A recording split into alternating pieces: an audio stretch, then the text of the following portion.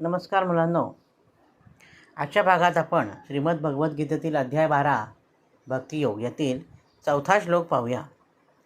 संयम्येन्द्रियग्रामं सर्वत्र समबुद्धयः ते प्राप्नुवन्ति मामेव सर्वभूतहिते रताः.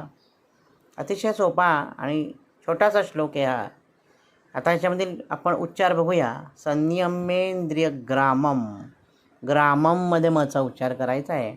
आणि सर्वात शेवटी सर्वभूत इथे रताहा, इथे रतः असं म्हणतात, ते चुकीचं आहे.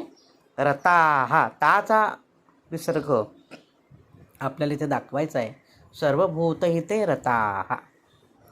तर आता आपण याचा अर्थ पाहूया. इंद्रिय समूहाला चांगल्या प्रकारे ताब्यात ठेवून सर्व प्राणीमात्रांच्या कल्याणासाठी तत्पर असतात जी माणसं, आणि सर्वांच्या ठिकाणी समभाव ठेवतात ते योगी मलाच येऊन मिळतात. मलाच येऊन मिळतात म्हणजे काय, की त्यांच्यावर मी प्रसन्न होतो असं भगवंताचं म्हणणं आहे.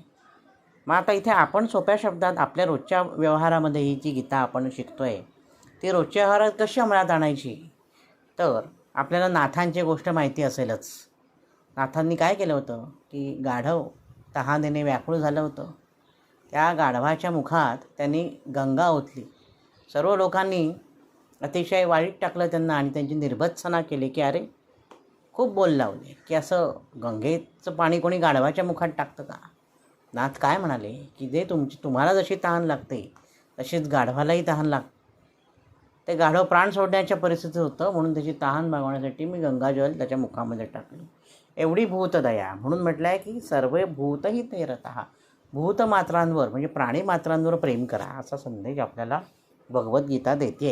असं आपल्याला श्रीकृष्ण सांगताय की उन्हाळा आहे प्रचंड चालू सध्या.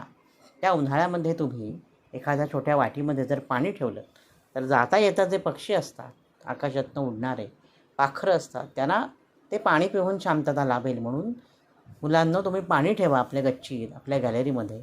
थोडीशी तरी भूतदया दाखवा, निसर्गावर प्रेम करा, झाडं जगवा, झाडांवर सुद्धा दया दाखवा, झाडं तोडू नका. आता पावसाळा सुरू होईल जूनपासून. प्रत्येक मुलाने, हे जो व्हिडिओ ऐकणाऱ्या प्रत्येक मुलाने एकतरी झाड लावा. ते झाड आपल्या आजोबांच्या नावे, आपल्या आजीच्या नावे, आपल्या घरातील दिवंगत व्यक्ती ज्या असतील त्यांच्या नावे ते झाड लावा आणि त्यांची जोपासना करा. बघ, तुम्हाला त्यांचे आशीर्वाद मिळतील, झाडांचे आशीर्वाद मिळतील आणि सुंदर प्रकारचं वन तयार होऊन आपल्यालाच पुढे गरज आहे या सगळ्या गोष्टींची. त्यामुळे सर्वभूत इथे रता, सर्व प्राणीमात्रांवर प्रेम करणं गरजेचं आहे. संत जे असतात ना, त्यांची सर्व प्राणीमात्रांवर तसंच प्रेम असतं. त्याच्यामुळेच आपण त्यांना संत म्हणतो.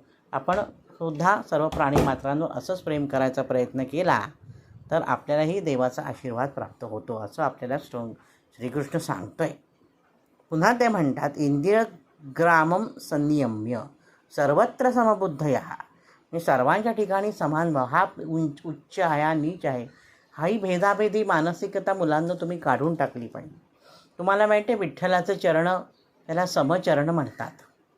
जर कधी पंढरपूरला गेलात तुम्ही विठ्ठलाच्या दर्शनाला तर ते दोन्ही पाय एका लेवलला आहेत बघा. समचरण म्हणतात. म्हणजे विठ्ठलाच्या पायी श्रीमंतालाही तितकंच स्थान आहे आणि एखाद्या गरिबालासुद्धा तितकंच महत्त्वाचं स्थान आहे. विठ्ठलाच्या पायी सर्व समान आहे. त्याच्यामुळे आपण सुद्धा सर्व ठिकाणी समबुद्धी ठेवली तर आपल्याला पुढे त्रास होणार नाही. आणि ही आजच्या ह्या समाजाची आवश्यकता आहे. सर्व माणसं समान आहेत. उच्च नीच असा भेद, जातीभेद न करता सर्वांना समान न्याय. आणि मुख्य म्हणजे मुलांना तुम्हाला सांगतो एक गोष्ट, जातीभेद पूर्णपणे बंद करून एक हिंदू म्हणून आपण सगळ्यांनी एकत्र येणं ही अगदी काळाची गरज आहे. आपण पाहतो हिंदूंवरचे अत्याचार. आपण काय करतो, हिंदू लोक आपापल्या जातीभेदामध्ये तितके गुंतलेले असतो की त्यामुळे एकजूट होत नाही. सर्वप्रथम आपण हिंदू म्हणून एकत्र उभं राहिलं पाहिजे, ही काळाची गरज आहे. म्हणूनच सर्वत्र समबुद्धया संयमेंद्रियग्रामम, इंद्रियांना ताब्यात ठेवणं. म्हणजे परीक्षा आहे, मॅच लागलेली आहे, IPL चालू आहे, नाही बघायची मॅच, पहिले अभ्यास करायचा.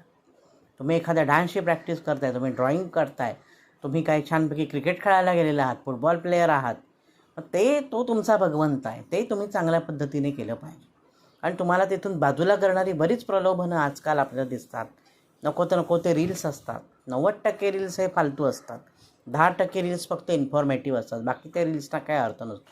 बराबर एकापाठोपाठ एक तुम्ही स्क्रोल करत जाता, रील बघत जाता आणि त्यातून वाईट गोष्टीच आपल्याला जाणवतात. चांगल्या गोष्टी तरी असल्या, चांगले रील्स असले तरी फारसे कोणी बघत नाही बरं का.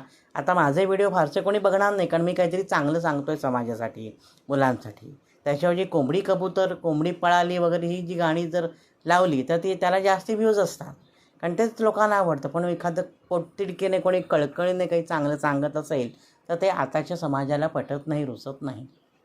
त्याच्यामुळे चांगले रील्स फार कमी असतात. मुद्दा असा आहे की तुम्हाला तुमच्या गोष्टीपासून परावृत्त करणारी बरीच प्रलोभनं तिथे असतात. तर त्या सर्वांचा विचार करून त्याप्रमाणे तुम्ही ते कारणं हे अतिशय गरजेचं आहे.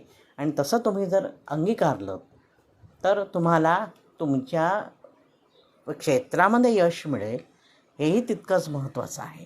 आपल्याला असंच भगवंत सांगतायत की तुम्ही सर्व ठिकाणी समान भाव ठेवा, जातीभेद पाळू नका आणि इंद्रियांना चांगल्या प्रकारे तुम्ही कंट्रोलमध्ये म्हणजे तुमच्या काबूत ठेवा.